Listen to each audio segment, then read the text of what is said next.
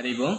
நம்ம பார்த்துட்டு இருக்கிறது குபேர பானை. இந்த குபேர பானை எதுக்கு அப்படின்னு பார்த்தோம்னா, நம்ம ஆற்றுல எப்பொழுதும் அஷ்டலக்ஷ்மியுடைய கிருபா கடாட்சம் இருக்கணும். நம்ம ஆற்றுக்கு யார் வந்தாலும் எப்பொழுதும் எந்த தருணத்தில் வந்தாலும் அவங்களுக்கு அன்னமானது சாப்பாடானது போடக்கூடிய தருணத்தில் நம்முடைய வீட்டில் தனம் தானியமானது இருக்க வேண்டும் அப்படின்றதுக்காகத்தான் அந்த குபேர பானையை வச்சு பூஜை செய்கிறது அன்று தொட்டு இன்று வரை இருக்கக்கூடிய ஒரு சம்பிரதாயம். அந்த வகையில் ஃபஸ்ட்டு பண்ண அரிசி, ரெண்டாவதுல பருப்பு, மூன்றாவதுல மஞ்சள், இந்த நான்காவது பாத்திரத்தில் நவதானியம்.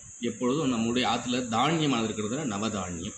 இந்த ஐந்தாவதுல வந்து தங்கம், வெள்ளி மற்றும் குண்டுமணி என்று சொல்லக்கூடிய இந்த விசேஷமான பொருட்களை வைத்து நம்ம சதா ஒரு தடவை வச்சிட்டோம்னா ஒரு மாதம் அல்லது 6 மாதத்துக்கு அப்படியே இருக்கும்.